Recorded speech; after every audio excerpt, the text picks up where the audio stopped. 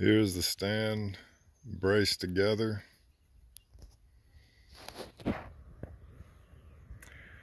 This is designed to hold 4 hives.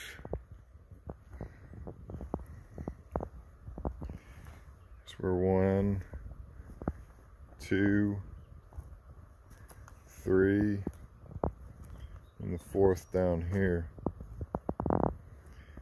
My initial idea was to put these chains in between, bolted to the inside, so that I could put a ratchet strap hooked onto here over the hive and ratchet down right there.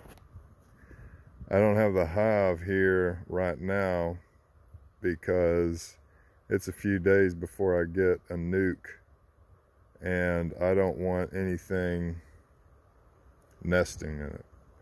So I'm going to wait to put the hive box on there. It's kind of what it looks like. Got 2 3/8 lag bolts galvanized with the chain in there. I'm going to cut the chain to length.